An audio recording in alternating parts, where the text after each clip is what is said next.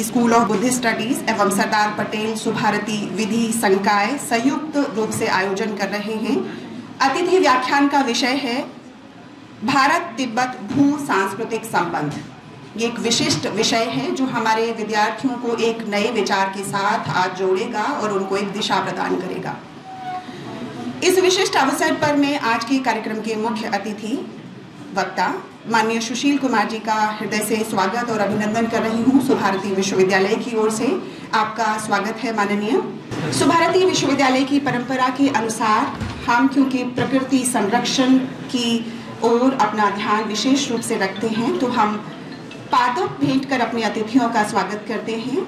सर्वप्रथम मैं अतिथि स्वागत हेतु प्रोफेसर वैभव गोयल भारती जी से निवेदन करूंगी आज के कार्यक्रम के मुख्य अतिथि वक्ता माननीय सुशील कुमार जी का पादप एवं अंग वस्त्रम भेंट कर स्वागत और अभिनंदन करें। माननीय सुशील कुमार जी क्षेत्र कार्यकारिणी सदस्य हैं पश्चिमी उत्तर प्रदेश राष्ट्रीय स्वयं सेवक संघ के। सुभारती विश्वविद्यालय की ओर से अंग वस्त्रम एवं पादप भेंट कर माननीय का स्वागत करें प्रोफेसर वैभव गोयल भारती।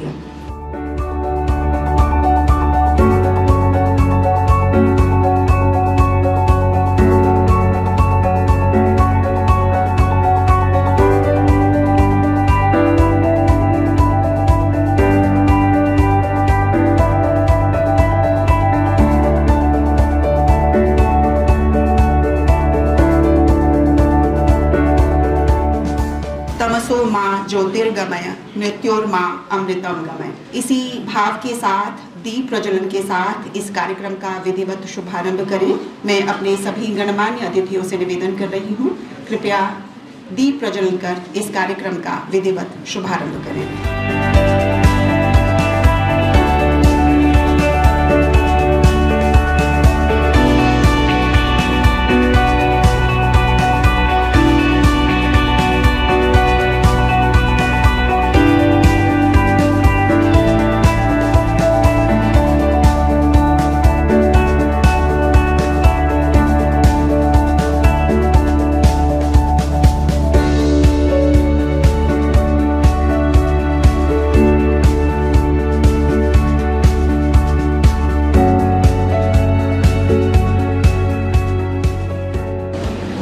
समय है कार्यक्रम में विधिवत स्वागत कथन का।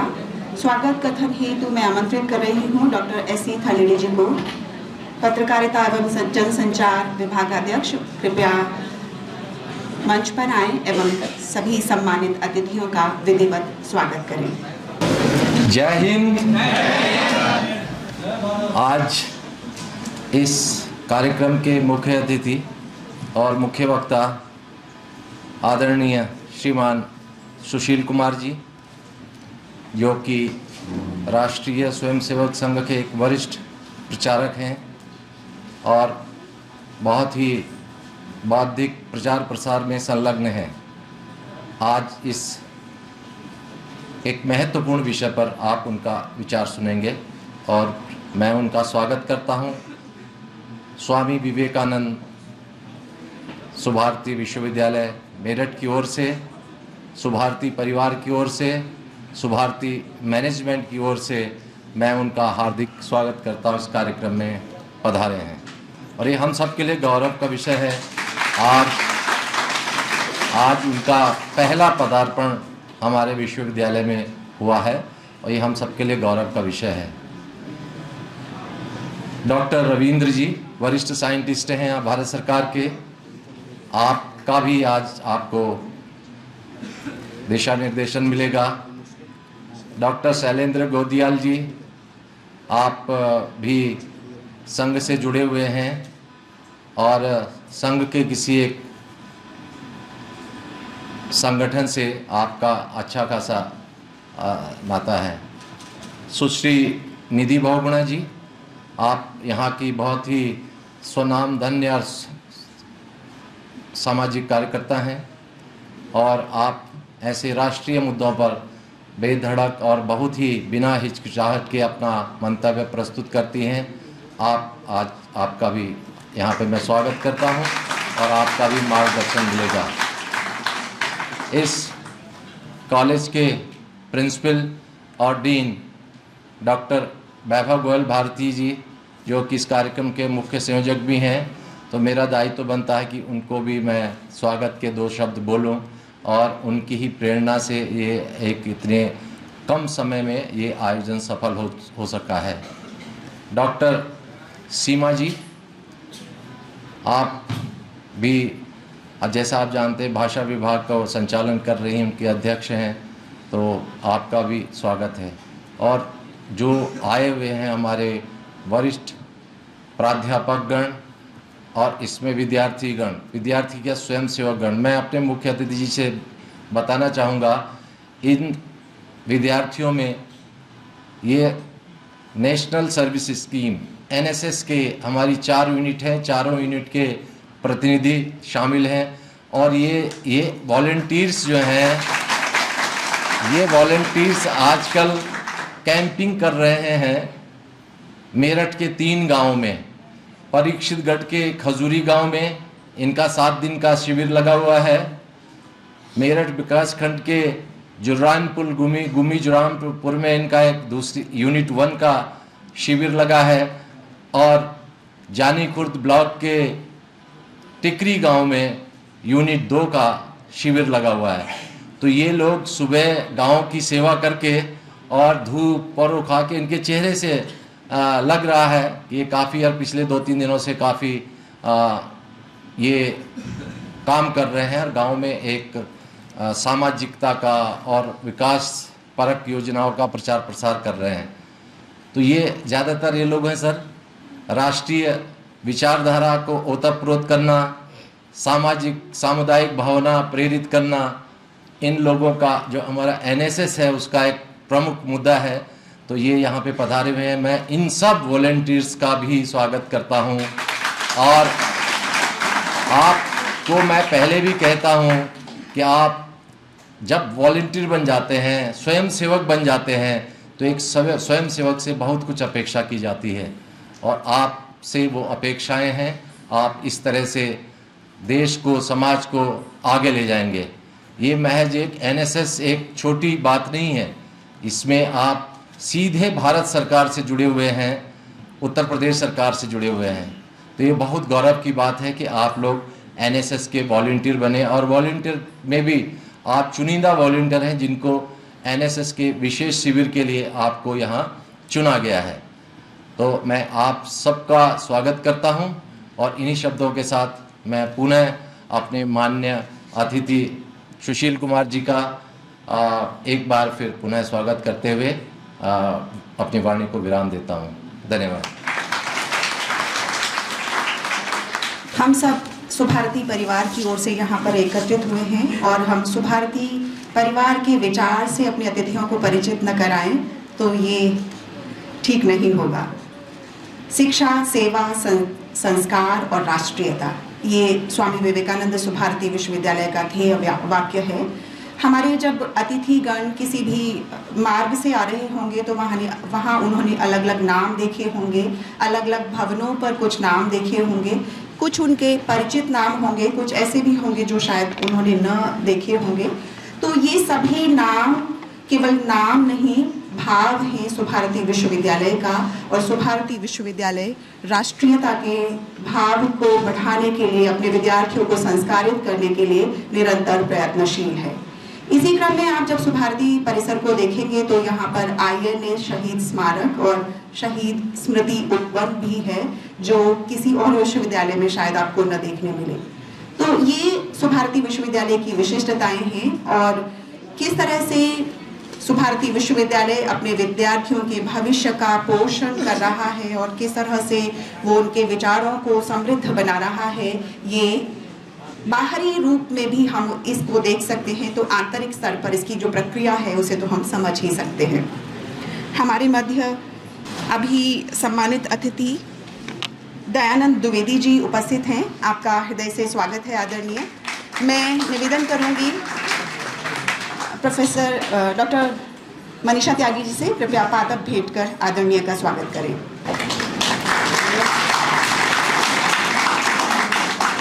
हमारे मध्य प्रोफेसर मंजू रानी शहीद मंगल पांडे कॉलेज उपस्थित हैं। मैं श्रीदा झा से, डॉक्टर श्रीदा झा से निवेदन करूंगी, कृपया पादप भेंट कर आपका स्वागत करें।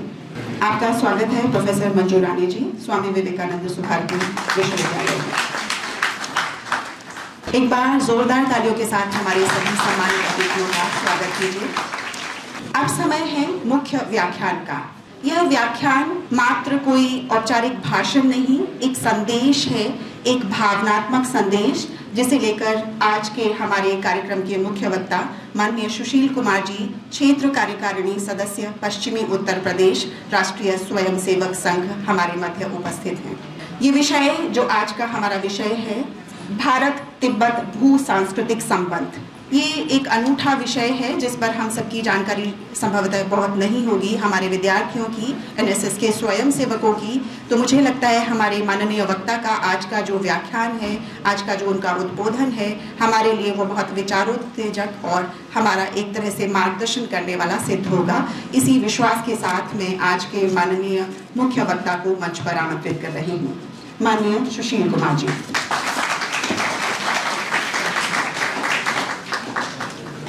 सम्मानीय मंच, आज के इस कार्यक्रम में उपस्थित इस विश्वविद्यालय के सम्मानीय श्रद्धेय प्राध्यापक बंधु भगिनी और इस विश्वविद्यालय के प्रिय छात्र और छात्राओं, आज का जो विषय है उस विषय के बारे में एक थोड़ा सा जानकारी अपने को, कि ये विषय कोई आंदोलन नहीं है, ये विषय कोई अभियान भी नहीं है और ये विषय कोई कार्यक्रम भी नहीं है। ये विषय है हमारी लंबी चलने वाली साधना, क्योंकि साधना के आधार पर ही हम साध्य प्राप्त कर सकते हैं और हम सब लोग उसके साधक गण हैं। दूसरा विषय इसमें यह है कि ये प्रारंभ है विषय का और इसको निरंतर हमको आगे बढ़ाना है, क्योंकि किसी भी विषय के दो पक्ष होते हैं। एक पक्ष है शासकीय पक्ष, जिसको हम सामान्यतः सरकार कह देते हैं, अंग्रेजी में गवर्नमेंट कह देते हैं, और दूसरा पक्ष है समाज। और समाज में यूनिवर्सिटी भी आती है, कॉलेजेस भी आते हैं और सामाजिक संगठन भी आते हैं। तो हमको इस दिशा में काम करना पड़ेगा और ये केवल कोई विषय के प्रति एक प्रकार का कहना चाहिए उत्तेजना फैलाने के लिए नहीं है। ये विषय केवल हमारे लिए है, हमको समझने के लिए है, क्योंकि जिस विषय को हम समझ लेते हैं, समझने के बाद में उस विषय को करना सरल हो जाता है, हमारे अंदर तक वो विषय पहुंच जाता है और उस विषय पर हम चिंतन मंथन शुरू कर देते हैं और एक लंबा विषय चलता है, सफलता मिलती है। आपसे एक प्रश्न किया जाए कि भारत की सीमाओं पर कौन कौन से देश की सीमाएं लगती हैं, तो सामान्यतः जो उत्तर मिलता है, अन्य देशों के साथ साथ हम चीन की सीमा बताते हैं। तो ये उत्तर जो है वो एक नैरेटिव बनाकर हमारे बीच में डाला गया, एक डिस्कोर्स बना हमारे बीच में, और डिस्कोर्स का परिणाम है कि हम चीन कहते हैं। वास्तव में वो चीन नहीं है। यदि ये कहा जाए कि भारत की किसी भी सीमा पर चीन नहीं है, वो तिब्बत है, जिसको चीन ने नैरेटिव बनाकर पूरे विश्व में ये व्यवहार में ले आया कि वो चीन है। थोड़ा पीछे ले जाता हूं मैं इतिहास में। The great wall of China सबने सुना होगा। तो the great wall of China किसने बनाया? चीन ने बनाया होगा, चीन के राजाओं ने बनाया होगा, बाहर के लोगों ने तो नहीं बनाया। हम अपने घर की बाउंड्री बनाते हैं, क्यों बनाते हैं? ताकि उस बाउंड्री का कोई अतिक्रमण ना कर सके। और हम बाउंड्री बना के निश्चित कर लेते हैं कि हम इस बाउंड्री के अंदर हैं, बाहर नहीं है। चीन ने भी वो दीवार बनाई, और दीवार बनाने में 100-200 साल नहीं लगे, लगभग 1100 वर्षों का कालखंड उस दीवार बनाने में लगा। 5वीं शताब्दी से लेकर और 16वीं शताब्दी तक जितने भी राजा महाराज वहां पर आए होंगे, सबने आगे बढ़ाया। दीवार बनाने से एक संकेत और मिलता है, दीवार बनाई आक्रमणकारियों से बचने के लिए, क्योंकि वो सक्षम नहीं थे बिना दीवार बनाए अपनी सीमा को सुरक्षित रखने के लिए। आज जो चीन के बारे में एक नैरेटिव बना है कि बहुत बहादुर सेना है, ये है, वो वास्तव में नहीं है। पहले भी नहीं थी, आज भी नहीं है, क्योंकि वहां वन चाइल्ड पॉलिसी है। परिवार का अकेला व्यक्ति, उसके माता पिता सेना में भेजने की मानसिकता उनकी रहेगी, लेकिन भेजना पड़ता है क्योंकि वहां सेना में रहना ये आवश्यक है कुछ समय के लिए। इसलिए मन से वो सशक्त नहीं है, ना उनका परिवार मन से सशक्त है, परिवार का सपोर्ट भी नहीं मिलता। तो जब चीन ने अपनी सीमा निश्चित कर ली कि मैं इस बाउंड्री के अंदर हूं, तो बाहर वो दावा क्यों कर रहा है? बाहर दावा करने का मतलब है अनैतिक दावा है, उसकी गुंडागर्दी के कारण से उसने कब्जा किया हुआ। दूसरा विषय है कैलाश मानसरोवर का नाम हमने सुना होगा, और वो शिव का निवास स्थान माना जाता है। अब जरा विचार करके देखिए कि शिव का चीन के साथ संबंध क्या है। शिव का चीन में अवतार हुआ क्या? चीन के लोग, चीन की जनता क्या भगवान शिव की पूजा करती है क्या? उनके प्रति उनका श्रद्धा है क्या, विश्वास है क्या? ऐसा मेरे प्रश्न के बाद आप उत्तर देने वाले हैं, कोई नहीं है। जब शिव का संबंध और चीन से नहीं है, तो चीन कैलाश मानसरोवर को अपनी भूमि में क्यों बताता है? शिव का संबंध तिब्बत से है, क्योंकि वो तिब्बत में है। एक जम्मू कश्मीर में राजा हुए, राजा गुलाब सिंह जी। उनका एक सेनापति था जनरल जोरावर सिंह, कुछ लोगों ने नाम सुना होगा। लद्दाख और तिब्बत के बीच में कुछ डिस्प्यूट हुआ, उसको शांत करने के लिए गुलाब सिंह जी ने जनरल जोरावर सिंह जी के नेतृत्व में सेना भेजी। वहाँ की भौगोलिक परिस्थितियों के कारण से, जलवायु की परिस्थितियों के कारण से जनरल जोरावर सिंह का शरीर वहीं पूरा हो गया। गुलाब सिंह जी ने उनकी स्मृति में और एक किला बनाया, जनरल जोरावर सिंह फोर्ट करके। अब विचार करने का विषय है कि भी जनरल जोरावर सिंह, उसका चीन के साथ संबंध क्या? चीन में पैदा हुए क्या? चीन की तरफ से लड़े क्या? चीन के लोग उनको जानते हैं क्या? तो ऐसा कुछ नहीं है, लेकिन आज वो जनरल जोरावर सिंह फोर्ट भी चीन के सीमा में आता है, ऐसा वो कहते हैं। जो गलवान घाटी है, गलवान घाटी में पेगोंग झील है, उसके ऊपर वो बना, वो भी अपना कब्जा बताता है, वो भी अपना ही बताता है, हम यहाँ पर है। और नैनीताल में एक पहाड़ी थी, उसको कहते थे चाइना पीक, लेकिन अब वो चाइना पीक नहीं है, अब वो नैना पीक उसका नाम हो गया। क्योंकि जब तक वो चाइना पीक रहा तो उस समय तक चीन नैनीताल तक अपना दावा जताता था कि मैं चीन तक नैनीताल तक हूं, क्योंकि यहाँ चाइना पीक है। तो उसको बदला गया, उसको नैना पीक नाम दिया गया।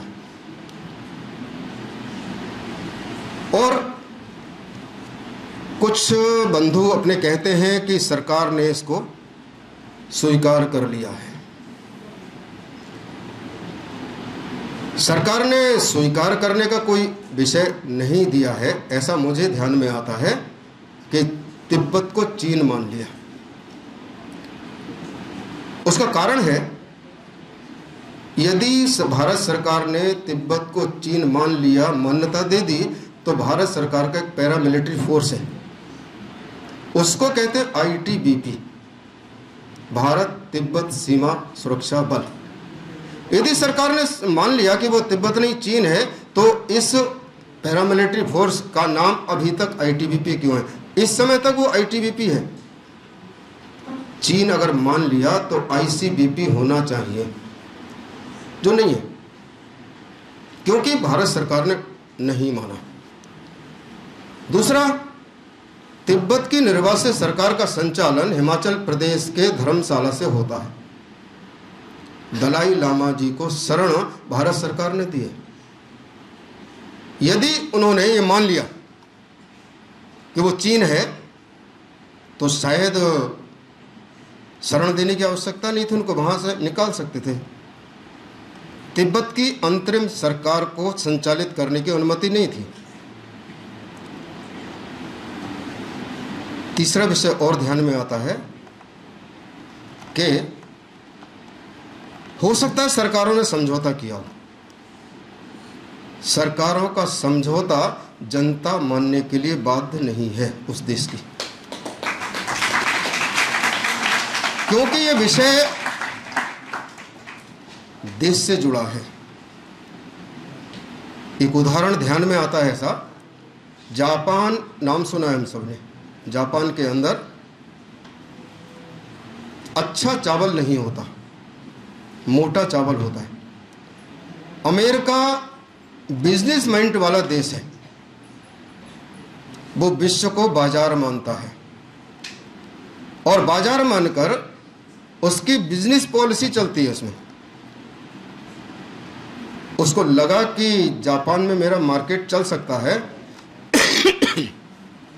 तो उसने जापान की सरकार के साथ एग्रीमेंट किया, और उस एग्रीमेंट के अंतर्गत अपना चावल अच्छा जापान भेज दिया। जो मैंने कहा था, सरकारों के समझौते जनता मानने के लिए बाध्य नहीं है। आपको आश्चर्य होगा, जापान के किसी व्यक्ति ने भी अमेरिका का एक चावल का दाना नहीं खरीदा। समझौता तो हुआ था दोनों में, अमेरिका में भी हुआ था, जापानी, दोनों सरकारों के बीच में हुआ था। लेकिन समाज को क्या लगता है, समाज ने स्वीकार नहीं किया तो वो जबरदस्ती स्वीकार नहीं करा सकते। जापानी लोगों को याद है वो 1945 का दिन, जिस दिन अमेरिका के विमानों ने उसके हिरोशिमा नागासाकी 2 शहरों पर बम गिराए थे। वो उनको याद है, और उसी के कारण से उन्होंने चावल का एक दाना भी नहीं खरीदा। ये है राष्ट्रभक्ति।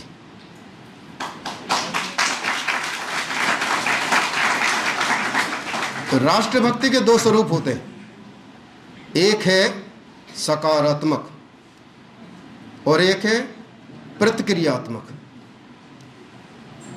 प्रतिक्रियात्मक राष्ट्रभक्ति का दृश्य रूप कारगिल का युद्ध हुआ था। उस समय प्रत्येक युवा बेचैन था कि मैं कब सीमा पर जाऊं और पाकिस्तान की सीमा के सिपाहियों से लड़ूं, उनको पराजित कर, उसका स्वप्न था। हम में से भी उस समय जो लोग होंगे वो ऐसा सोचते होंगे। लेकिन कारगिल का युद्ध समाप्त हुआ, क्या वो भाव समाप्त होने के बाद भी हमारे अंदर है क्या? ये प्रतिक्रियात्मक देशभक्ति है। गांधी जी की पढ़ाई इंग्लैंड में हुई, वहाँ से बैरिस्टर की पढ़ाई करके भारत आई।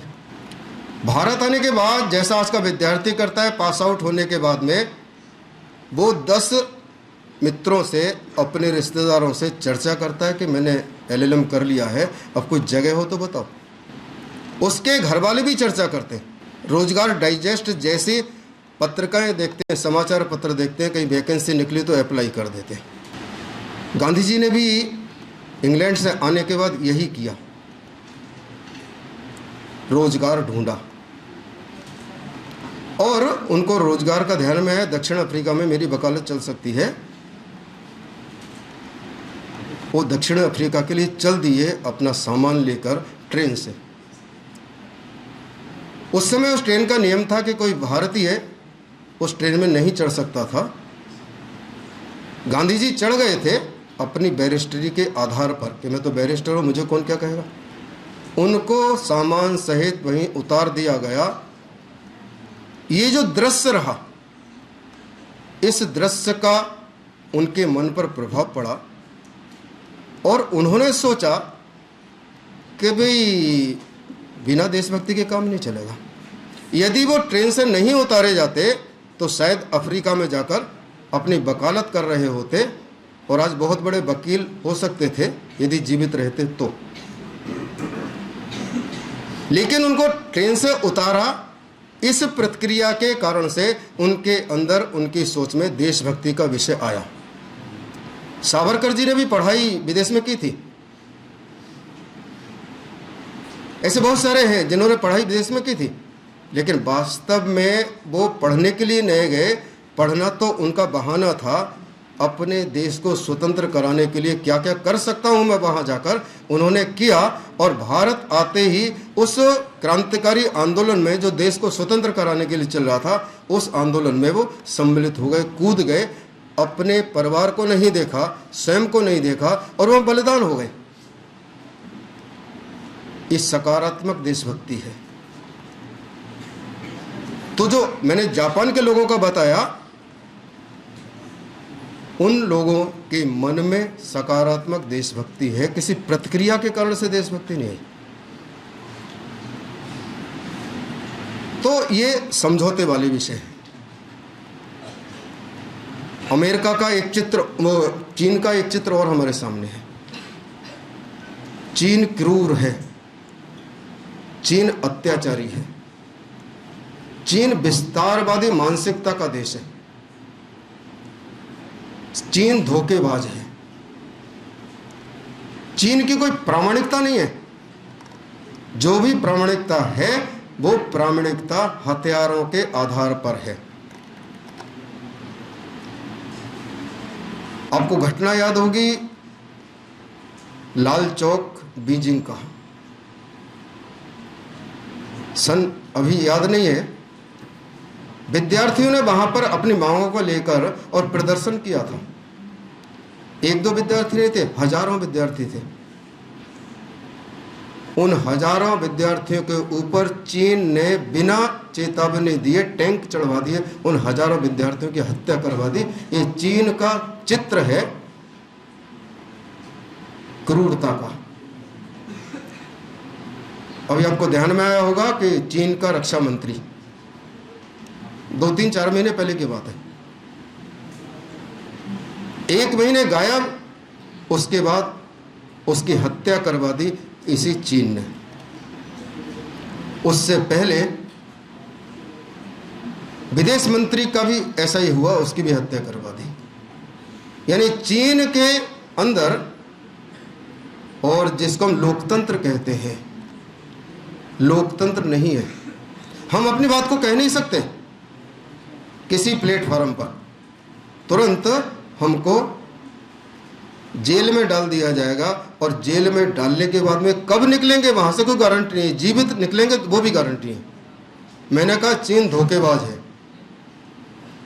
1962, आप जरा ध्यान करिए, भारत और चीन का युद्ध उससे युद्ध से पहले चीन के लोगों ने एक नारा दिया था, हिंदी चीनी भाई भाई। हमारे भारत के लोग, उस समय के प्रधानमंत्री, हिंदी चीनी भाई भाई के नारे में बहक गए। उन्होंने कहा वास्तव में ही चीन दोस्ती करना चाहता है। हम शिथिल हो गए, और शिथिल होने का परिणाम क्या था? चीन ने हमारे ऊपर आक्रमण कर दिया धोखे से, और आक्रमण किया तो बहुत सारी चीजें, हमारी देश की जमीन गई। आज हम जिसको अक्साई चीन कहते हैं, नाम तो अक्साई चीन ही लेते हैं ना हम लोग, लेकिन वास्तव में क्या अक्साई चीन है? क्या वो अक्साई चिन्ह है, चीन नहीं है। जिस तरह से चाइना पीक वो अक्साई चीन हो गया, हमारी बोलचाल की भाषा में चीन हो गया। जब हमने बोलचाल चीन के नाम पर शुरू कर दी तो क्यों दावा क्यों नहीं ठोकेगा? वास्तव में वो अक्साई चिन्ह है, और हम सबको भी अक्साई चिन्ह इस नाते से बोलना चाहिए, लिखना चाहिए, तभी हमारा दावा उस पर होगा। 1962 के युद्ध में लगभग 38,000 वर्ग किलोमीटर की भूमि उसने अक्साई चिन्ह के रूप में कब्जा किया है, और उसको फिर पाकिस्तान ने भी 1963 में लगभग 5,000 वर्ग किलोमीटर की भूमि उसको दान में दे दी। जो आज सिल्क रूट की बात हम करते हैं, वो सिल्क रूट उसी जमीन से जाता है।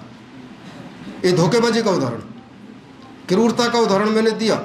विस्तारवादी चीन है, इसका उदाहरण चीन को, तिब्बत को उसने हड़प लिया, और केवल हड़पा ही नहीं तो विश्व में एक डिस्कोर्स बना दिया कि वो चीन है, तिब्बत नहीं है। और वास्तव में वो अपने डिस्कोर्स में, नैरेटिव में सफल होता हुआ दिखाई दे रहा है। कल प्रधानमंत्री महोदय अरुणाचल में थे, चीन ने तुरंत प्रतिक्रिया दी कि अरुणाचल हमारा है, इसे प्रधानमंत्री भारत का नहीं आना चाहिए। मनमोहन सिंह जी के समय में भी था विषय, वो कोई परियोजना का उद्घाटन करने के लिए जा रहे थे, चीन ने ऑब्जेक्शन किया, उन्होंने अपना कार्यक्रम कैंसिल कर दिया। तो अरुणाचल उसका है क्या? और कैसे ये सिद्ध करते हैं? 1962 के युद्ध में जो भारतीय युद्धबंदी थे, सेना के लोग अरुणाचल प्रदेश के आसपास के गांवों में जाते थे, उनको भी साथ में ले जाते थे, और उनको ये समझाते थे कि आप हमारे हैं, भारत के नहीं है। कैसे? क्योंकि आपका चेहरा मोहरा ये हमसे, चीनी लोगों से मिलता है ना, भारत के लोगों से नहीं मिलता। क्योंकि भारत के लोगों को वो ले जाते थे, उनके बड़े बड़े बाल, दाढ़ी, 6 फीट का व्यक्ति, सरदार भी थे उसमें, और लोग भी थे, तो ये तुमसे कहाँ मिलते जुलते? ऐसा भ्रम फैलाकर उसको अपने क्षेत्र में मिलाने का प्रयास किया, लेकिन असफल रहे। ये चित्र भी हमारे सामने आना चाहिए। वियतनाम है, वियतनाम को अपना हिस्सा मानता है ना? क्यों मानता है? वियतनाम कह रहा है हम स्वतंत्र हैं, लेकिन वो अपना हिस्सा मानता है। चाइना को उसने, नेपाल को उसने घेर लिया, नेपाल के 2 जिलों पे उसने कब्जा कर लिया है पैसे के आधार पर। भूटान है, म्यांमार है, इस पर भी उसकी गतिविधि चल रही है। श्रीलंका को उसने आर्थिक दृष्टि से इतना मजबूर कर दिया कि वो चीन की बात को माने। पाकिस्तान के साथ में ये सारा विषय है ही कि उसके आधार पर वो चलता है।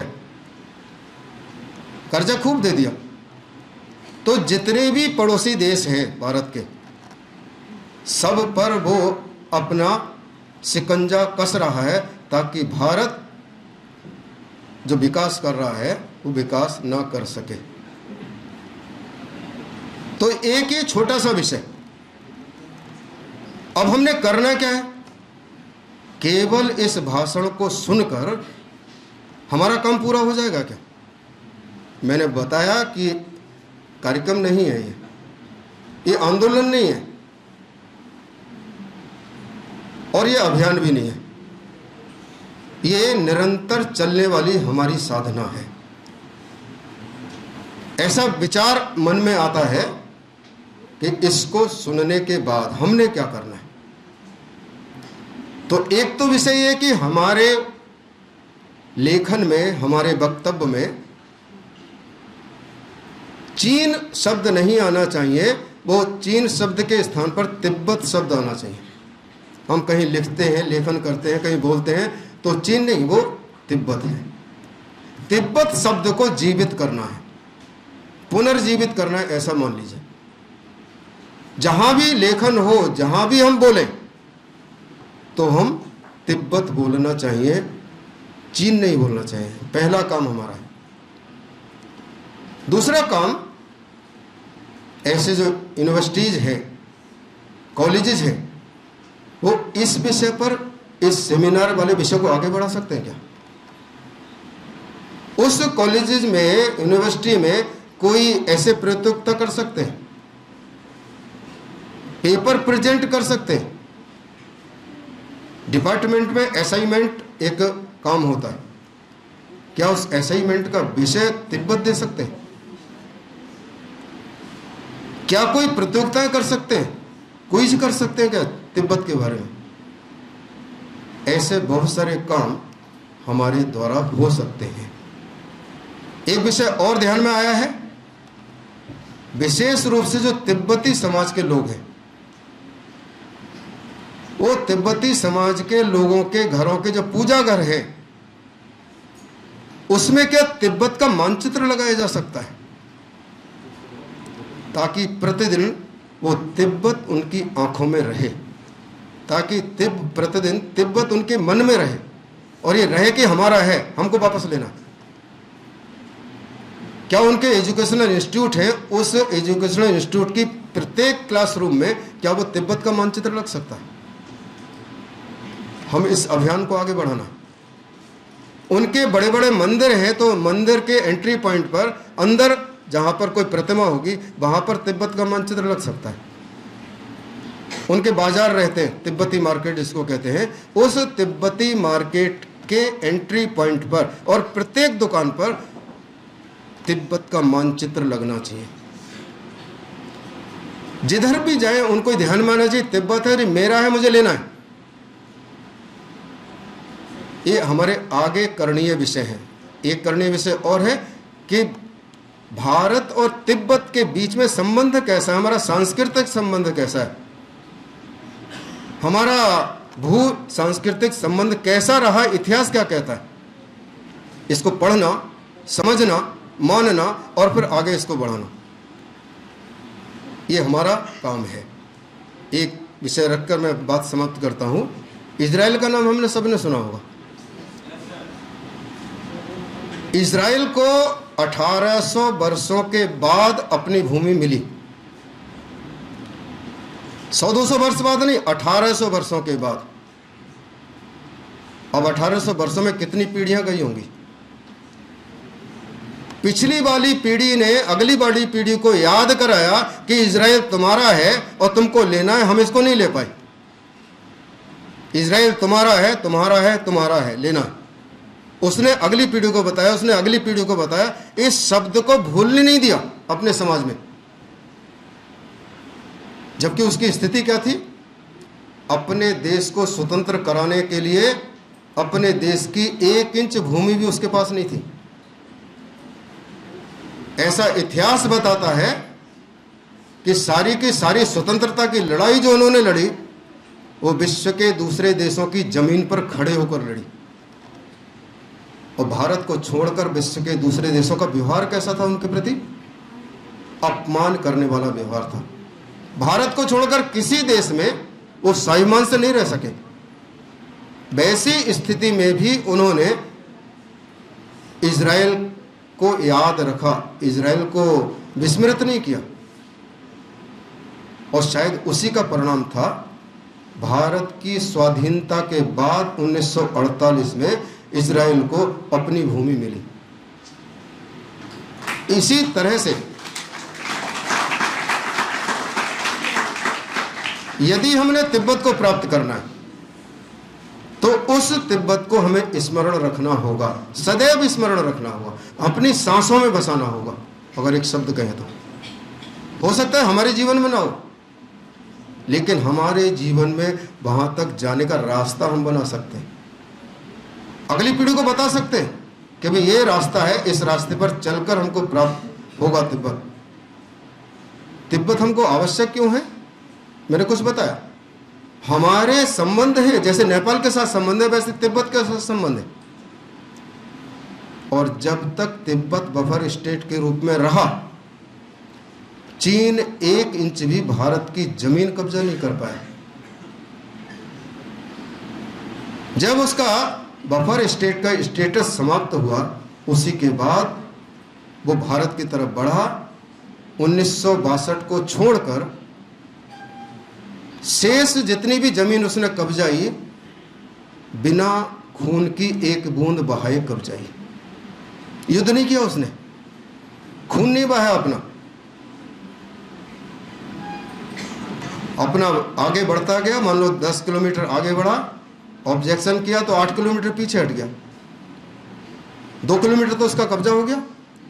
अगली बार फिर गया, फिर उसने ऐसा ही किया, अगली बार फिर गया, उसने ऐसे किया, तो एक बार ये 10 किलोमीटर उसका अपना हो गया।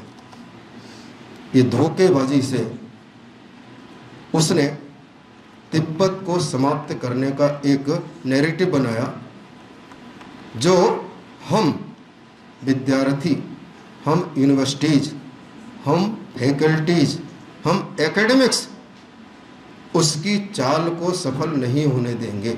अगर ये हमने प्रचलन किया तो चीन का मनोबल टूटेगा, हमारा आत्मविश्वास खड़ा होगा। इसकी जो लड़ाई लड़ने वाला समाज है वो केवल तिब्बती समाज नहीं है, हमको उनके कंधे से कंधा मिलाकर इस लड़ाई को लड़ना होगा, तभी हम सफलता प्राप्त कर सकते हैं। और वैसे भी तिब्बत का पुराना नाम जो है संस्कृत में त्रिविष्टप है। मैं इस विषय का कोई विद्वान नहीं हूं, मैं अपनी स्थिति जानता हूं। मेरे मन में ये विचार आया 2, 4, 5, 7 महीने पहले। सोचा, खूब सोचा, थोड़ा बहुत पढ़ा, उसके बाद ये ध्यान में आया कि भाई इस पद्धति से हम इसको समाज के बीच में पहुंचा देंगे, और सरकार वही बात मानती है जो समाज कहता है। सरकार के अपने कुछ हो सकते हैं कठिनाइयाँ, संवैधानिक विषय जो वो नहीं बोल सकते, लेकिन समाज बोल सकता है। और जो समाज अगर खड़ा हो गया, समाज ने स्वीकार कर लिया, तो सरकार को मानना पड़ेगा। जम्मू कश्मीर उसका उदाहरण है। 5 अगस्त 2019 को जम्मू कश्मीर का विशेष दर्जा समाप्त करने में जो भारत सरकार को सफलता मिली, उस सफलता के पीछे जम्मू कश्मीर स्टडी सेंटर और बहुत सारे संगठन, उन्होंने जम्मू कश्मीर के विषय को समाज तक पहुंचाया, फैकल्टीज तक पहुंचाया, यूनिवर्सिटी तक पहुंचाया। उसका परिणाम 5 अगस्त 2019 को हमारे सामने है। यदि वो विषय नहीं होता तो शायद ये विषय नहीं हल होता। और इसमें एक पंक्ति और बोलकर, डॉक्टर भीमराव अंबेडकर जी का भी बहुत बड़ा योगदान था। जब नेहरू जी ने कश्मीर को विशेष दर्जा मिलना चाहिए ये बात संविधान में लिखी जाए, अंबेडकर जी को बोला, अंबेडकर जी के ऊपर दबाव बनाया, अंबेडकर जी विरोध में थे, वो विदेश चले गए। सरदार वल्लभ भाई पटेल पर चार्ज आ गया, सरदार वल्लभ भाई पटेल को भी बता गए कि ये करवाना है, दबाव इतना बना, अंबेडकर जी को स्वीकार करना पड़ा और संविधान में उसको विशेष दर्जा देना पड़ा। लेकिन डॉक्टर अंबेडकर जी की दूरदृष्टि कैसी थी, राष्ट्र के प्रति चिंतन कैसा था, वो क्यों विरोध कर रहे थे? उनको ध्यान में था, यदि आज संविधान में जम्मू कश्मीर को विशेष दर्जा मिल जाए तो कल को उसका उदाहरण बनाते हुए अन्य राज्य भी अपना विशेष दर्जा करने की मांग करेंगे। समाधान भी निकाला, समाधान की परंपरा भी हमारी है, हम निकाल सकते हैं। उन समाधान क्या निकाला? जिस पेज पर उन्होंने उसको स्पेशल स्टेटस दिया, उसके नीचे एक ब्रैकेट में लिख दिया अस्थाई। ये किसी को बताया नहीं उन्होंने। 370 भी उसके नीचे लिख दिया। उसी अस्थायी शब्द के कारण 5 अगस्त 2019 को सफलता मिली। और वो जो अस्थायी शब्द क्यों आया? क्योंकि अंबेडकर जी राष्ट्रवादी थे। अंबेडकर जी के इतिहास को पढ़ेंगे, जीवन को पढ़ेंगे तो एक क्षण भी ऐसा नहीं आता कि उन्होंने कभी ऐसा सोचा और राष्ट्र को नुकसान हो। ये चिंतन भी हमारे सामने आना चाहिए। 14 अप्रैल है आगे, जरा एक बार आप लोग बताइए अंबेडकर जी का पूरा नाम क्या? कोई एक खड़े होकर बताओ। है? खड़े होकर बोलो। हाँ बोलो जरा। Doctor Bhimrao Ambedkar, Baba Saheb doctor Bhimrao Ambedkar. ठीक, बोलिए। 1 मिनट बताओ।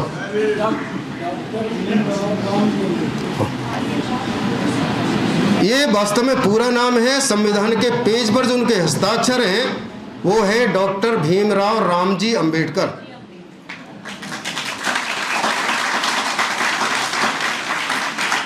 राम जी को किसी षड्यंत्र के अंतर्गत हटाया गया और B.R. अंबेडकर बोल दिया B for Bhim, R for Rao, जबकि होने का चाहिए B for Bhimrao, R for Ramji. Rao क्या है वहां पर? जैसे हम यहाँ पे अपने नाम क्या कि जी लगाते हैं सम्मान के लिए, वहां पर राव लगता है। नरसिम्हा राव था ना, तो वो राव सम्मान का सूचक है, वहां जाति नहीं है।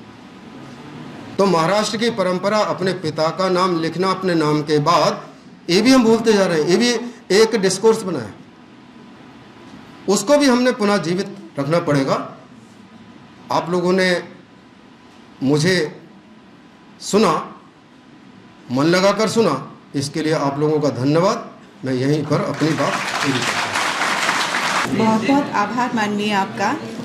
आपने देखा कैसे एक एक शब्द का अर्थ महत्वपूर्ण हो जाता है। जब मैं विधि के विद्यार्थियों को हिंदी पढ़ाती हूँ तो उन्हें हमेशा ये बताती हूँ कैसे शब्दों को ध्यान रखेंगे, कैसे उनके अर्थों का ध्यान रखेंगे, कैसे आपके एक एक शब्द का क्या क्या उपयोग अनुपयोग हो सकता है। आपने देखा अस्थाई शब्द जोड़ देने से कैसे एक पूरे प्रकरण को, एक पूरे इतने प्रयास को हमने समाप्त करने की अवस्था में हम आ गए। अक्साई चीन की जगह अक्साई चिन्ह का उपयोग करना, ये माननीय का जो भावनात्मक संदेश था, मैं इससे बहुत सहमत हूँ। और मेरे विद्यार्थी भी, मुझे लगता है हमारे साथ जो यहाँ जुड़े हैं, सभी बहुत शांति से सुन रहे थे, बहुत अनुशासन पूर्वक सुन रहे थे। तो मुझे लगता है कि आज का ये व्याख्यान बहुत सार्थक रहा है। आपका बहुत बहुत धन्यवाद आदरणीय। हमारे मध्य शहीद मंगल पांडे कॉलेज के इतिहास विभाग से डॉक्टर अनीता गोस्वामी जी उपस्थित हैं। मैं आपका भी बहुत बहुत स्वागत करती हूँ। आप स्वदेशी मंच की मेरठ इकाई की संयोजिका है। मैं डॉक्टर मनीषा जी से निवेदन करती हूँ कृपया अंग वस्त्रम एवं पादप भेंट कर डॉक्टर अनीता गोस्वामी जी का स्वागत करें। आप इतिहास विभाग की अध्यक्षा हैं शहीद मंगल पांडे कॉलेज में। आपका बहुत बहुत स्वागत। सभी विद्यार्थियों को शब्दों का चयन, शब्दों का प्रयोग, उनका अपने हित में प्रयोग, आपके पूरे संवाद में, आपके पूरे व्याख्यान में माननीय सुशील कुमार जी के में हमने जाना कि तिब्बत को कैसे तिब्बत हमें कहना है, चाइना नहीं, चीन नहीं कहना है, अक्साई चिन्ह कहना है, अक्साई चीन नहीं कहना है। क्योंकि शब्दों के उच्चारण बदल देने से उनके अर्थ, उनके मंतव्य भी बदल जाते हैं और प्रकारांतर से उनके प्रयोग का एक सकारात्मक या नकारात्मक उपयोग हो सकता है। तो ये इस संदेश को हमारे विद्यार्थी सभी ध्यान में रखेंगे। इसी आशा के साथ मैं कार्यक्रम को आगे बढ़ा रही हूँ और विशिष्ट व्याख्यान हेतु मैं आमंत्रित कर रही हूँ सुश्री निधि बहुगुणा जी को। आप समाज सेविका हैं एवं सुपरिचित लेखिका हैं। आपका स्वागत है। माननीय मंच, सब अध्यापक एंड डियर स्टूडेंट, एक बार सब लोग, आई नो सबसे मुश्किल सेशन होता है लंच के बाद। हमारे एनएसएस के बच्चे तो बहुत ही परेशान होंगे, इन्होंने शायद खाना भी नहीं खाया है ना। जिन्होंने खाया है उन्हें नींद आ रही होगी, है ना। तो एक बार ताली बजा के नींद भगाओ।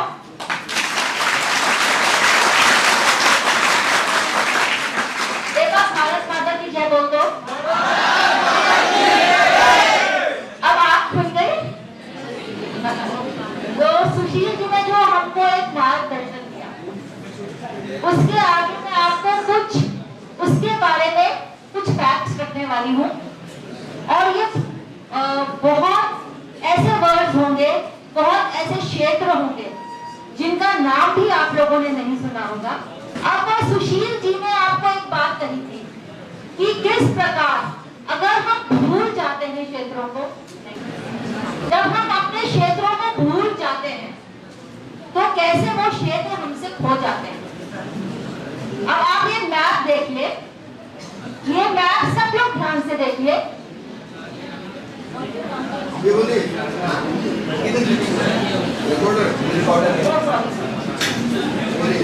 अच्छा जी, तो आप लोग बच्चे सब लोगों ने वहां पे एक रेड लाइन देखी है मैप में? हाँ जी, उसके बीच में ये मैप हमने कांग्रेस की, यूएसडी कांग्रेस की लाइब्रेरी से निकाला है। दो बातें इसमें आप नोटिस करिए, एक तिब्बत को चाइना बोला है, दूसरा एक लाइन है जिस पर लिखा है जब आजाद हुआ था 1947 में वो क्षेत्र हमारे पास थे, अब उन क्षेत्रों को हम क्लेम नहीं करते। क्लियरली सुन पा रहे हैं? तो देखिए क्या होता है जब हम लोग भूल जाते हैं एक क्षेत्र। कोई आर्मी अटैक करके वो क्षेत्र कब्जा कर सकती है, पर जब तक वो क्षेत्र हमें याद रहता है वो क्षेत्र हमारा रहता है। तो ये जो क्षेत्र है ये वाला, ये 1947 में हमारा था, हमने क्लेम नहीं किया और ये क्षेत्र अब भारत का हिस्सा नहीं है। तो ये बात हमको थोड़ा आगे सोचिए। दो और मैं आपको पॉइंट्स दूंगी। चाइना और भारत का कभी कोई बॉर्डर नहीं था, ठीक है, और पाकिस्तान का चाइना के साथ कभी कोई बॉर्डर नहीं था। अब कैसे हुआ चाइना और पाकिस्तान का एक बॉर्डर जो इलीगल बॉर्डर है? पाकिस्तान ने, आप में से कितनों ने पीओके का नाम सुना है? Very good. तो जो हम बोलते हैं पीओके, उसमें गिलगिट बल्टिस्तान का क्षेत्र है, वो क्षेत्र पे पाकिस्तान ने कब्जा किया और चाइना ने उधर से जिसको हम जिनजियांग प्रोविंस बोलते हैं उस पे कब्जा किया। तो पाकिस्तान का लैंड कनेक्शन चाइना के साथ हुआ। तो ये बातें हमें समझनी है। हम लोग आराम से कह देते हैं कि भारत के इधर पाकिस्तान है, पाकिस्तान नहीं है, वो है गिलगिट बल्टिस्तान, जो पाकिस्तान ने हमसे इन्वेड करके, उस पर आक्रमण करके उसको गैर कानूनी तरीके से कब्जा रखा है। नेक्स्ट, अब ये मैप देखिए, सबको भारत का मैप पता है, यहाँ पे सबको पता है जम्मू कश्मीर का मैप कैसे बनता है। ये है डी ज्योर मैप जो लीगल मैप है, पर असल में हमारे पास कितना क्षेत्र है दूसरे मैप में आप देख सकते हैं। हमारे पास कितना क्षेत्र है, कितना क्षेत्र पाकिस्तान के कब्जे में है, कितना क्षेत्र चाइना के कब्जे में है, और हमारे पास कितना क्षेत्र है।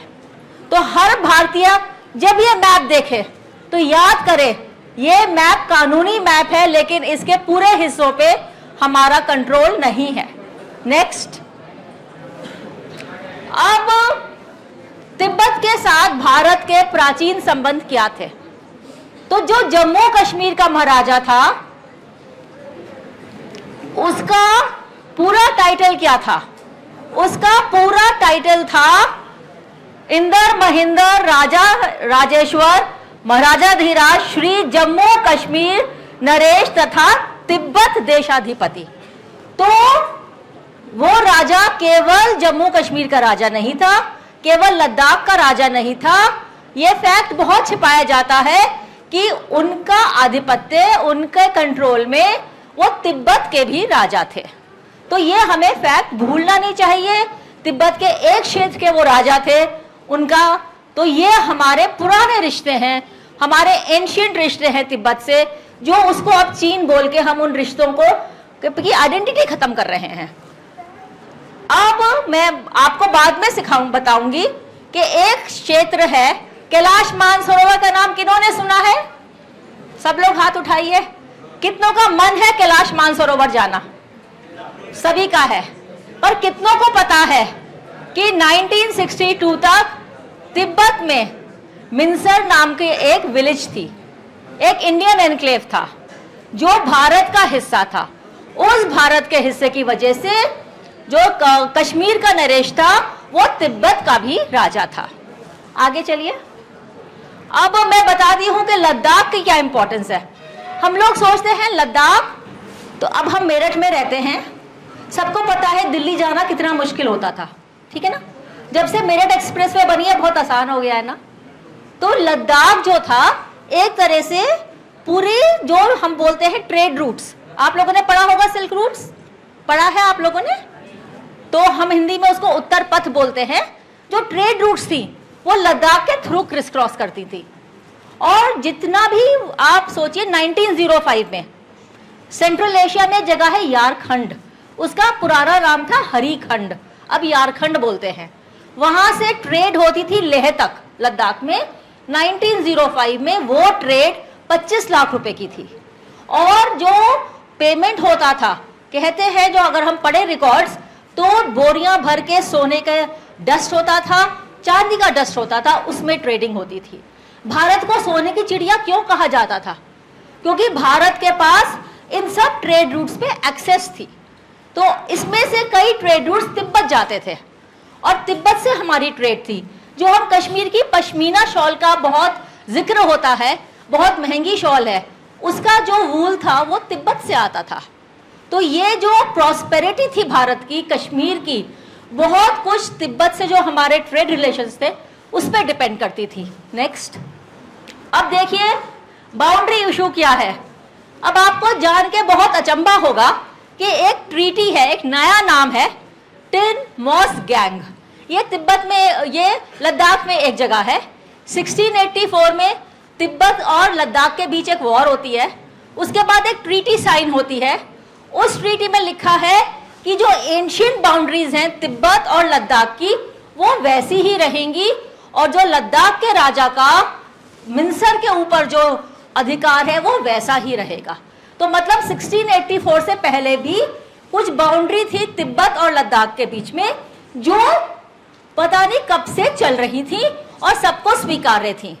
तो जो भारत का मैप है, जो इस समय भारत का मैप है, वो भी बाउंड्री जो हमारी है भारत तिब्बत की, वो उसी के अनुसार है।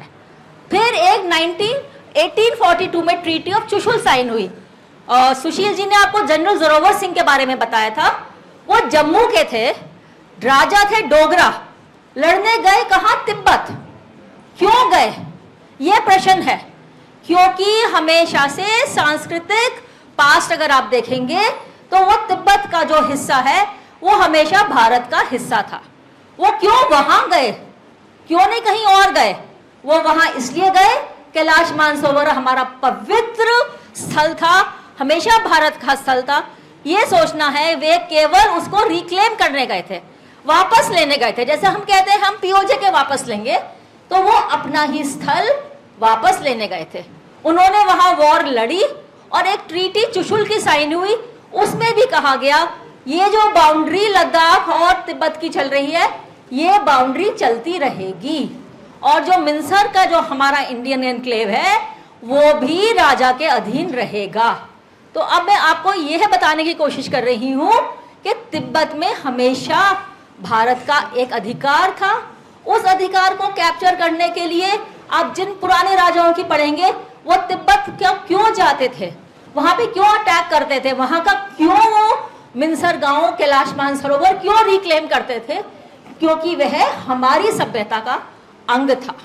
आगे चलिए। अब हम बताते हैं, ये जो आप पिक्चर देख रहे हैं, 1962 तक लासा में हमारा एक इंडियन मिशन था और हमारे बहुत से अधिकार थे भारत के तिब्बत में। हमारे अधिकार थे, हमारे 3 ट्रेडिंग वहां पे सेंटर्स थे। नाम आपको अजीब लगेंगे, पहली बार सुनेंगे तो अजीब लगेगा ही ना। गारतोक था, ज्ञानसे था, यातुंग था। तो ये नाम हमें अजीब लगते हैं, पर एक जमाने में अगर आप उत्तराखंड में जाएंगे या चमोली में जाएंगे, कुमाऊं में जाएंगे, हिमाचल में जाएंगे, वहां के बड़े बूढ़े इन नामों को बड़े आसानी से कहते हैं, क्योंकि वहां पे हमारे ट्रेडिंग जॉइंट्स थे और हमारी ट्रेडिंग वहां होती थी और केवल भारतीय वहां ट्रेडिंग कर सकते थे, कोई और नहीं। जो आजकल हम बोलते हैं ना फ्री ट्रेड जोन, ये सब फ्री ट्रेड जोन था। अब उसके बाद हमारे बहुत सारे एंशिएंट राइट्स थे, ट्रेडिंग राइट्स थे, पोस्ट एंड टेलीग्राफ राइट्स थे। 1954 में क्योंकि हमने चाइना का उस समय विरोध नहीं किया जब उसने तिब्बत पे अटैक किया, एक ट्रीटी साइन हुई थी, उस ट्रीटी के अंतर्गत हमने यह सब अपने स्पेशल राइट्स खत्म कर दिए थे। नेक्स्ट, आप ये फोटो देखिए, ऊपर तिब्बत के गारतोक में भारत का झंडा 1956 की फोटो है। ये हमने रिसर्च करते हुए एक किताब पढ़ी थी, आप लोग भी पढ़िएगा, across the Himalayas through the ages. तो वहां पे जो ब्रिटिश, जो हमारे ट्रेड एजेंट थे चमोली के, उनके घर के ऊपर भारतीय झंडा तिब्बत में लहरा रहा था।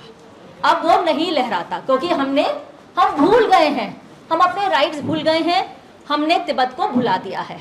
Next please. अब मैं आती हूँ मिंसर पे। तो ये कैलाश मानसरोवर है, ये 2 लेक्स है, और मैंने आपको बताया कि कैसे कितनी पुरानी ट्रीटीज में इसका जिक्र है। उससे भी पहले आप अगर महाभारत में जाएंगे तो आप देखेंगे कि किस प्रकार अर्जुन एक दरद देश जाते हैं, वहां पे डिफीट करते हैं, श्वेत पर्वत पे जाते हैं और फिर मानस सरोवर में स्नान करते हैं। महाभारत में देखिए, किसी भी पुराण में देखिए, कैलाश मानसरोवर का हमेशा जिक्र है, वो हमेशा से था। तो ये कैलाश मानसरोवर है, इसके पास जो इंडियन एनक्लेव मिंसर का है, था वो तिब्बत में। टैक्स कहाँ देता था? भारत को। मेंटेन अपने टैक्सेस से किसको करता था? कैलाश मानसरोवर को।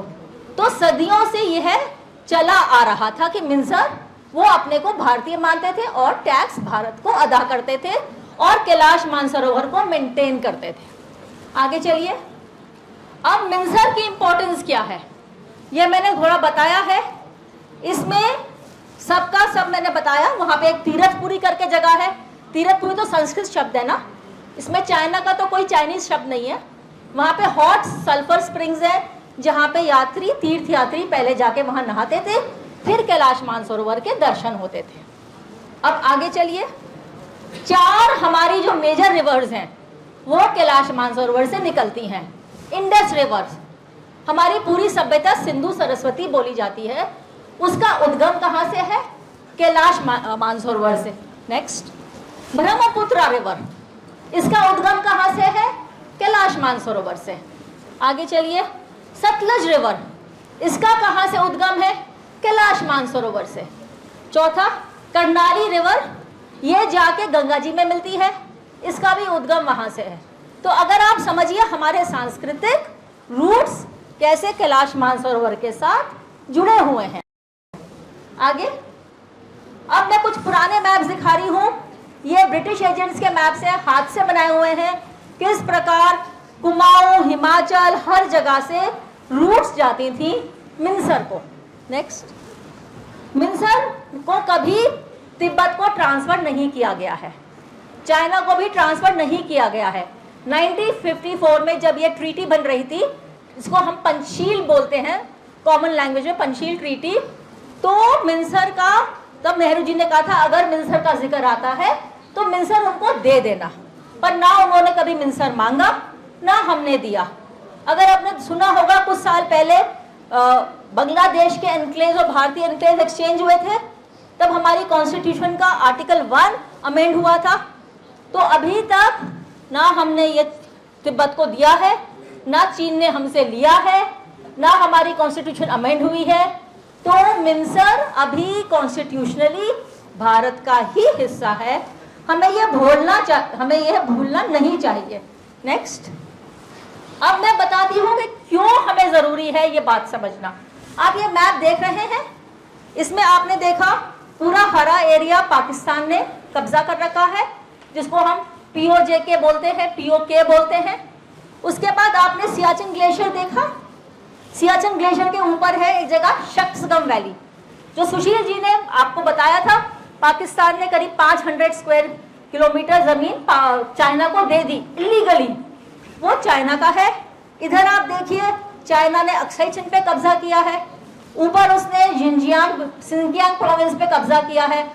किस प्रकार चाइना और पाकिस्तान ने मिलकर भारत को पूरा आइसोलेट कर रखा है।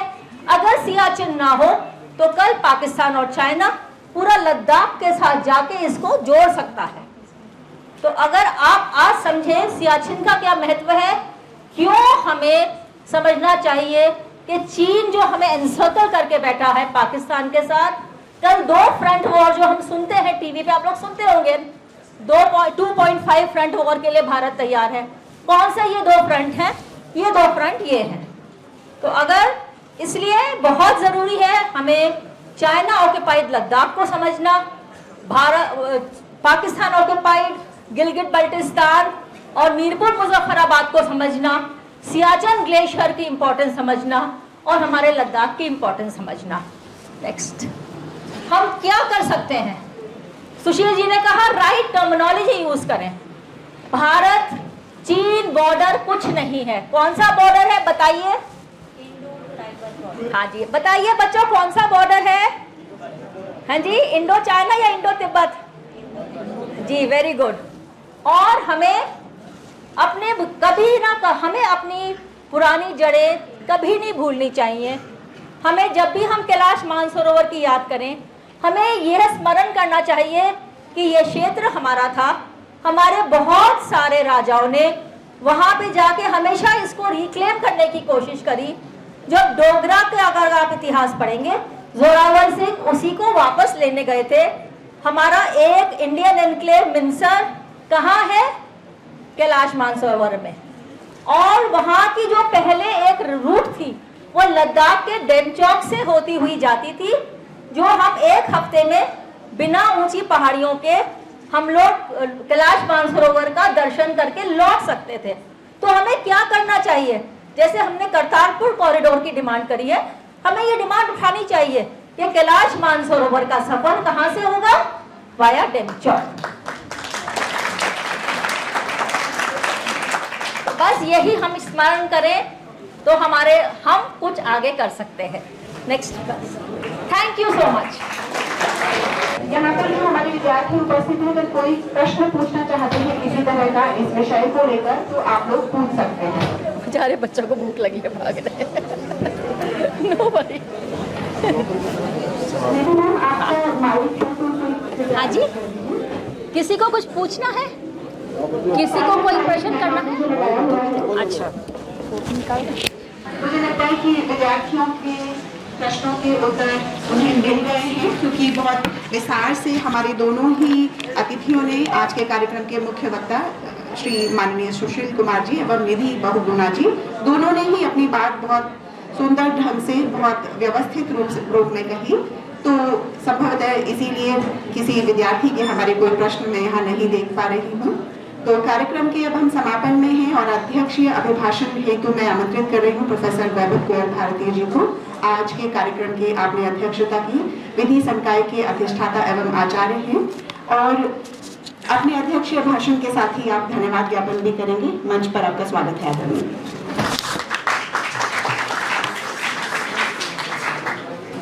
धन्यवाद।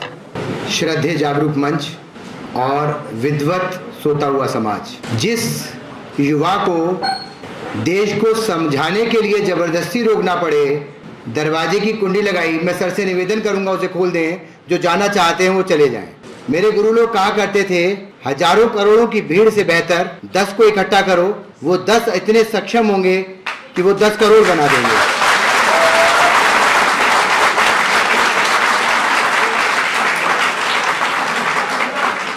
मैं विधि का विद्यार्थी हूं और मैंने पढ़ा है, हमारे भारत की जो कुल क्षेत्रफल है लगभग 32,000 वर्ग किलोमीटर है, और अगर यदि मैं तिब्बत के क्षेत्रफल की बात करता हूं तो वो लगभग 32 लाख है, और ये तिब्बत का है 12 लाख वर्ग किलोमीटर। और अगर यदि मैं जो हमने हमारा खुद का अपना सिर, मस्तक या कश्मीर कहें, उसकी बात करूं तो लगभग 2.25 लाख था, जिसमें 1.25 लाख हमारे पास है। मतलब 1.25 लाख की बात और 12 लाख की बात। आपके पास कुछ जमीनें होंगी, मेरे सामने जो पीछे बात कर रहे हैं बेटे, आप तो राष्ट्रीय स्वयंसेवक संघ का मोनोग्राम लिए हैं, इसकी इज्जत थोड़ा सा कर लें। NSS, राष्ट्रीय सेवा योजना। अगर यदि हमारे घर की 1 इंच जमीन भी हमारा पड़ोसी लेता है, क्या होता है गांव के अंदर? यहां तो 12 लाख किलोमीटर वर्ग किलोमीटर की बात है, हमारे कुल क्षेत्रफल का लगभग 1/3। मुझे नहीं लगता जो मंच पर लोग बैठे हैं उनके पास किसी भी तरीके के वित्त की, अर्थ की, फाइनेंस की, सुख सुविधाओं की कमी होगी, लेकिन वो यहां पर इसलिए अपनी एनर्जी को वेस्ट कर रहे हैं कि उनको बोलने के लिए मंच नहीं मिलते, या वो हमारे सोए हुए युवा समाज को जगाना चाह रहे हैं।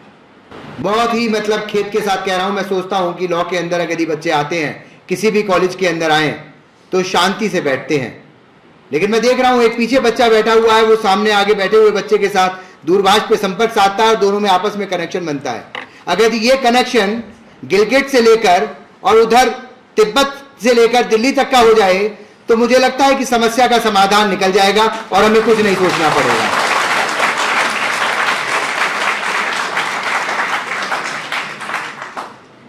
मेरा सर से बातचीत हो रहा था, उन्होंने कहा इमोशनल चीजें हैं। इमोशन तो तब जागेंगे जब हम अपनी मां की कद्र करना जाने।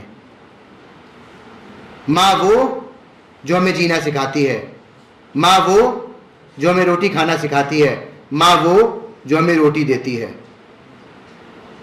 मां वो जिस पर हम गिर भी जाएं तो उसको चोट लगे लेकिन हमें चोट नहीं लगने देती। अपने घर में जाकर अपनी माता और दादी से पूछेगा, छोटा बच्चा कितना भी कैसे भी गिरे, जब तक वो चलना शुरू नहीं करता उसको चोट नहीं लगती। जमीन उसका वजन इस तरीके से लेती है कि बच्चे को चोट नहीं लगती। भारत माता को, धरती माता को इसीलिए माता नहीं कहा जाता। बात चीन की या बात पाकिस्तान की नहीं है, बात स्वाभिमान की है। वो भारत जो बृहत्तर भारत था, चीन और तिब्बत और पाकिस्तान तो बहुत छोटी चीजें हैं, बात तो बहुत दूर तक जाएगी। कई सारे देश हिंदुस्तान के अंदर आ जाएंगे अगर यदि आपने प्राचीन भारत का नक्शा देखा हो।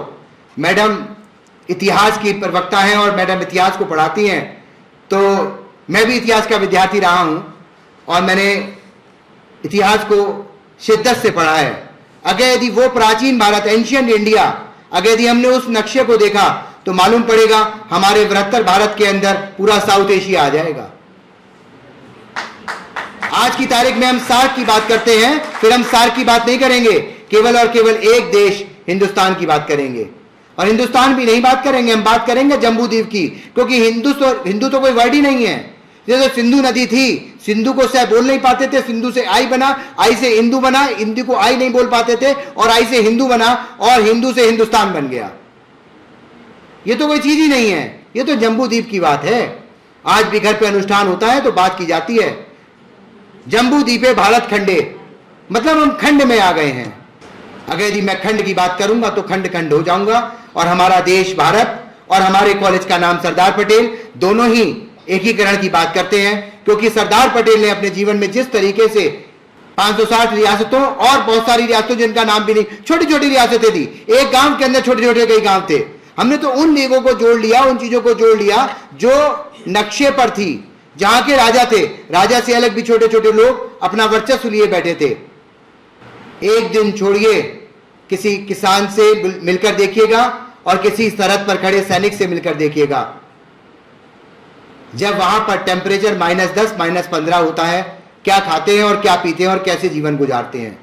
अगर यदि मेरे देश के युवा को रोटी की इतनी भूख लगी है कि अगर यदि चेतना की बात को वो समझ नहीं पा रहा, तो फिर सोचना पड़ेगा कि आने वाले कल का क्या भविष्य होगा।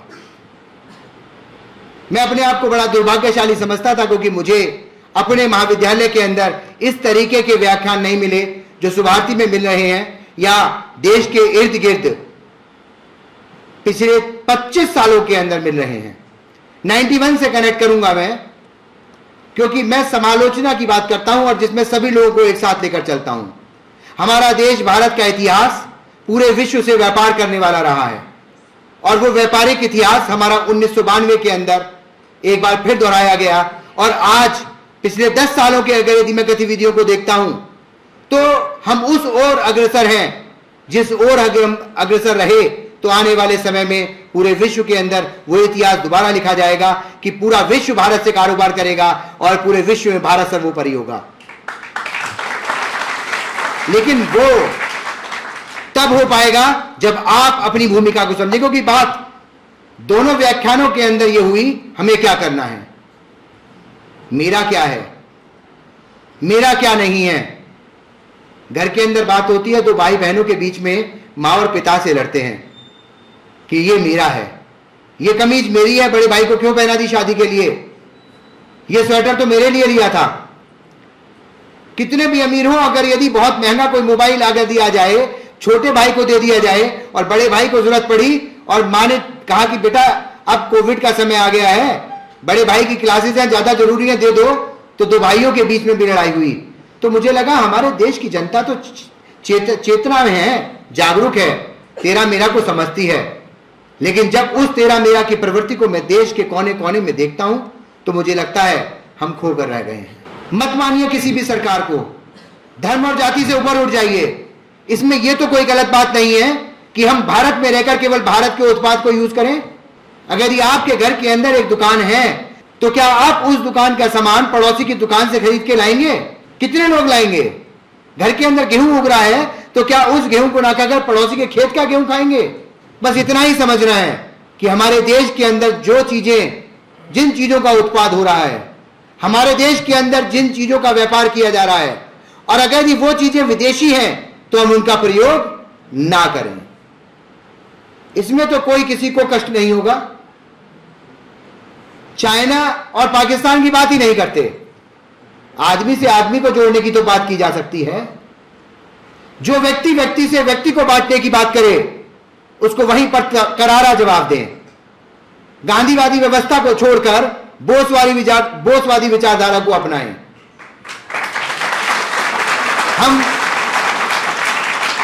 हम वासुदेव कुटुंबकम वाले हैं, सबको अपना लेंगे। लेकिन अगर यदि कोई जेब में घुसकर खंजर घोपेगा तो उस खंजर को उसके गर्दन में घोपकर उसे मां भारती के सीने में गाड़ देंगे। इतनी ताकत हमारे भारतीयों के बाजुओं में है। और वो ताकत तब दिखाई देगी जब आप व्यापार करते समय, कारोबार करते समय, आदमी से बात करते समय भाईचारे की बात करें, बंटवारे की बात ना करें। क्योंकि जब बंटवारा होता है तो किसी ना किसी का तो आंसू निकलता है, कोई तो रोता है, किसी के सीने में तो दर्द होता है। मैं खुश हूं और मेरी खुशी तुम्हारे आंसुओं पर टिकी है तो लानत है ऐसी खुशी के ऊपर। कौन सा ऐसा मजहब है, कौन सी ऐसी संस्कृति है जो दूसरे के मातम के ऊपर खुशी बनाती है? कोई नहीं है। और अगर ये फिर भी कोई भी फिरका परस्त इस तरीके की बातें करता है, चाहे वो किसी भी धर्म का है, किसी भी जाति का है, किसी भी दल का है, किसी भी पार्टी का है, तो मैं कहता हूं खुले गले से हमें उसका विरोध करना चाहिए। तभी हम कहेंगे कि हम इंसान हैं। और हम विरोध नहीं कर सकते तो मान लेना चाहिए हम इंसानियत के ऊपर एक बहुत बड़ा बदनुमा दाग है, हम इंसानियत के ऊपर एक बहुत बदनुमा कलंक है। बहुत छोटी छोटी बातें हैं। अगर तिब्बत हमें मिल गया, गिलगिस्तान हमें मिल गया, तो क्या मिल जाएगा इन 4-6 लोगों का जो यहां बैठे हुए हैं? लेकिन हां, जब स्वाभिमान की बात आती है, अक्सर कॉलेज के अंदर जब कोई बात होती है और कोई गलती, बिना गलती के एक टीचर किसी बच्चे को क्लास में डांटते जहां बच्चे की गलती ना हो, कितना गुस्सा आता है कि मेरी तो गलती भी नहीं थी, सर ने डांट दिया। क्योंकि उसके स्वाभिमान को ठेस लगती है कि बिना गलती के क्लास के अंदर इंसल्ट हुआ। यहां तो बिना गलती के सालों से, शताब्दियों से हमारी मां के साथ गलत होता चला आ रहा है और हमारे दिल में पीड़ा नहीं है। अगर ये पीड़ा कहीं है तो वो सच्चा इंसान है और वास्तव में मानव है, मानव कहलाने लायक है। मैं बात ही नहीं करूंगा हिंदुस्तान की, क्योंकि वास्तव में स्वाभिमान तो हमारा अपना खुद का होता है, किसी के द्वारा दिया नहीं जाता। वो कई बार मां बाप के सामने भी हमारे सिर को ऊंचा करके उनके सामने बोलने की प्रेरणा देता है। तो बाकी ये फिरका प्रस्त नेता तो बहुत छोटी चीज है, और सही और गलत ये तो एक छोटा बच्चा भी डिसाइड कर लेता है। मैं कानून की अपनी बातों को शेयर करते समय कई बार बच्चों से शेयर करता हूं, आज अलग अलग जगह के छात्र यहां पर हैं, आपसे भी शेयर कर लेता हूं। एक बहुत बड़ा पहलवान और एक छोटा सा बच्चा, एक दूसरा छोटा बच्चा दूर बैठा है। अगर ये एक छोटा बच्चा बहुत बड़े पहलवान को मुक्के मारता है तो जो दूर बच्चा छोटा बैठा होता है वो हंसेगा या रोएगा? अगर ये उल्टा कर दिया जाए, वो बड़ा पहलवान उस छोटे बच्चे को मारने का नाटक करता है तो दूर बैठा बच्चा हंसेगा या रोएगा? कहने का मतलब सही और गलत तो हमें प्रकृति ने दिया है, हम उन लोगों की बातों में ना आए जो हमें गुमराह कर रहे हैं, चाहे वो मेरे घर के हैं, चाहे वो मेरे पड़ोस के हैं, चाहे वो कहीं के भी हैं। दूसरा, हमें कोई भी बात गलत लगती है, मेरी बात गलत हो सकती है, लेकिन किसी भी ओरिजिनली किसी भी धर्म ग्रंथ को उठाकर देख लीजिएगा, ओरिजिनल की बात कर रहा हूं, इंटरप्रिटेशन की बात नहीं कर रहा, क्योंकि इंटरप्रिटेशन के अंदर तो एक नुक्ता बदल दिया जाए, एक कॉमा हटा दिया जाए तो अर्थ का अनर्थ हो जाता है। रोको मत जाने की बात होती है, लेकिन रोको मत जाने दो हो जाता है। मैंने तो कहा था रोको मत जाने दो, उन्होंने रोको मत जाने दो कर दिया और कुंडी लगा दी, खैर बाद में खोल दी है, शुक्रिया। मैं बहुत ज्यादा समय नहीं लूंगा क्योंकि मैं आपसे जुड़ा हुआ हूं, मैं भी विद्यार्थी रहा हूं, लेकिन कुछ चीजें एक दूसरे के कंधे पर सहारा रखकर सो रहे हैं। कभी नौकरी ना मिले तो सहारा देना बहुत अच्छा लगेगा। जबरदस्ती, हमारे किसी भी अतिथि ने यह नहीं कहा कि जबरदस्ती बुलाइएगा। एनएसएस का वो यूनिट होता है जो राष्ट्र का प्रहरी है। आरएसएस की बात की जाए तो ये कोई राजनीतिक पार्टी नहीं थी, ये तो विचारधारा थी। जिसको अच्छा लगा वो विचारधारा से जुड़ गया, और जरूरी नहीं है कि आरएसएस को जुड़ा वही आरएसएस को मानने वाला है। विचारधारा किसी की भी हो सकती है। सही और गलत की लड़ाई सिर्फ सही और गलत के बीच में होती है। आपको सही के साथ रहना है, और सही के साथ तब रह पाएंगे जब आने वाले समय में हर सरकार ने एक बात कही, वर्तमान सरकार ने भी एक बात कही, और उस सरकार की बात को आपके बीच में ला रहे हैं। हमारे बीच में जो हमारे विश्वविद्यालय के एनएसएस कार्यक्रम संयोजक हैं श्री डॉक्टर सुभाष चंद्र थरेड़ी जी, क्योंकि जब तक वोट डालने की आप लोग शपथ नहीं दोगे तब तक ये नहीं मालूम पड़ेगा आपने कितना सही किया, कितना गलत किया। तो सर को यहां बुलाने से पहले, चूंकि धन्यवाद ज्ञापन भी मेरा दायित्व है, मैं यहां पर, मेरे पास शब्द नहीं है कि मैं धन्यवाद ज्ञापन करूं, क्योंकि अपने ही घर के अंदर आकर अपने ही वतन की बात करना और अपने ही बच्चों को बीते हुए कल से आगाह कराना, यह तो आपका धर्म बनता है। लेकिन धर्म निभाते कितने लोग हैं? आपने अपने धर्म को जिस तरीके से निभाया, मैं सुभारती विश्वविद्यालय और यहां के प्रबंध के शब्दों में आपका धन्यवाद ज्ञापन करना चाहता हूं। मैं चाहता हूं आप बार बार आइएगा और बार बार हमें हमारे धर्म को याद दिलाइएगा। हम उम्मीद करते हैं, हमारे छात्र नादान हैं लेकिन वो वादा निभाने वाले हैं।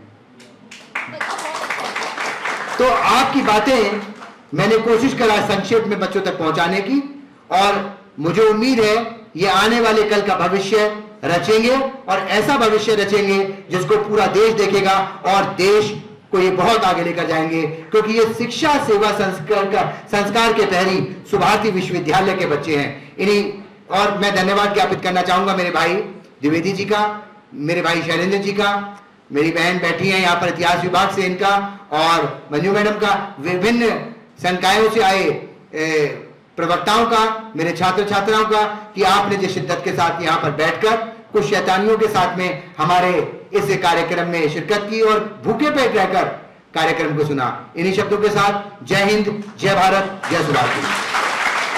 राष्ट्र और राष्ट्रीयता की बात हुई, और हम लोग अभी अगले महीने, अगर मैं मेरठ की बात करूं तो 26 अप्रैल को अपने राष्ट्र के एक संसद बनाने में अपना अहम योगदान देंगे, यानी कि लोकसभा का चुनाव होगा। और इस समय पूरे जो हमारा भारत निर्वाचन आयोग है उसका एक अभियान चल रहा है कि अधिक से अधिक मतदान के लिए हम लोगों को प्रेरित करें, जैसे कि आप जानते हैं और आप कर भी रहे हैं। तो इसी परिप्रेक्ष्य में मैं माननीय सुशील कुमार जी से अनुरोध करूंगा कि वो एक 4-6 लाइन की जो एक शपथ है वो आपको दिलाएंगे, ताकि आप लोग उसको और आगे फैलाएंगे और आप लोग सब अपने स्थान पर खड़े हो जाए और अपना दाहिना हाथ आगे करके हम भारत के नागरिक लोकतंत्र में अपनी पूर्ण आस्था रखते हुए यह शपथ लेते हैं कि हम अपने देश की लोकतांत्रिक परंपराओं के मर्यादाओं को बनाए रखेंगे तथा स्वतंत्र, निष्पक्ष एवं शांतिपूर्ण निर्वाचन की गरिमा को अक्षुण्ण रखते हुए निर्भीक होकर धर्म, वर्ग, जाति, समुदाय, भाषा अथवा अन्य किसी भी प्रलोभन से प्रभावित हुए बिना किसी निर्वाचन में अपने मताधिकार का प्रयोग करेंगे। जय हिंद।